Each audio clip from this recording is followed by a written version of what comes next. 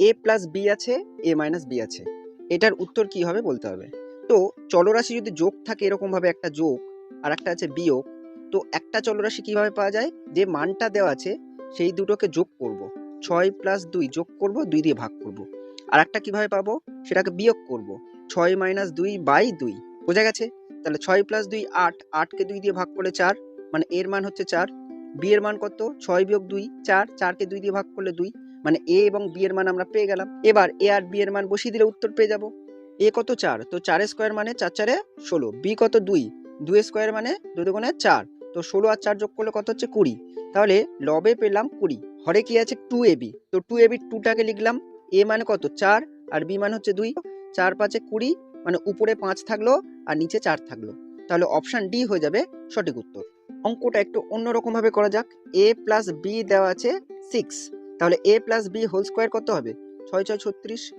এ minus B কত দেওয়া আছে 2, তাহলে এ মাইনাস বি হোল স্কোয়ার কত হবে, 2 দুগুণে 4। আমাদের বার করতে বলেছিল যে A square plus B square by 2ab কত হবে।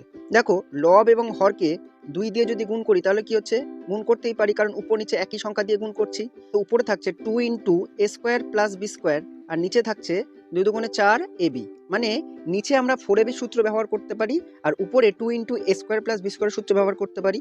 2 ইন্টু এ স্কোয়ার প্লাস বি স্কোয়ার বা 4ab সূত্র আমরা জানি, দুটো বর্গরাশির বিয়োগফল এবং যোগফল। যোগফলটা হচ্ছে উপরের জন্য আর বিয়োগফলটা হচ্ছে নিচের জন্য, মানে এ প্লাস বি হোল স্কোয়ার এই বর্গরাশি, এ মাইনাস বি হোল স্কোয়ার এই বর্গরাশি, নিচে কি লিখছি এ প্লাস বি হোল স্কোয়ার, আবার সিমিলারলি এ মাইনাস বি হোল স্কোয়ার। তো 2 ইন্টু এ স্কোয়ার প্লাস বি স্কোয়ারের জন্য মাঝখানে কি দেবো, যোগ দেবো, আর 4ab এর জন্য মাঝখানে কি দেবো, বিয়োগ দেবো। এই কারণে দেখো এ প্লাস বি হোল স্কোয়ারের মানটা আমরা বার করে রেখেছিলাম কত, 36, আর এ মাইনাস বি হোল স্কোয়ার কত ছিল 4। তো মানগুলো কিন্তু ডাইরেক্টলি বসিয়ে দিতে পারো, এ প্লাস বি হোল স্কোয়ার মানে 36 আর এ মাইনাস বি হোল স্কোয়ার মানে 4। তো উপরে যোগ আছে, যোগ করলাম। সিমিলারলি নিচে 36 আর 4 লিখে কি করব, বিয়োগ করব। তাহলে 36 আর 4 যোগ করলে কত হচ্ছে 40, আর 36 থেকে 4 বাদ দিলে 32। 5 আষ্টে 40 আর 4 আষ্টে 32, সেই দেখো আমাদের উত্তরটা কত পেলাম, 5/4 পেলাম।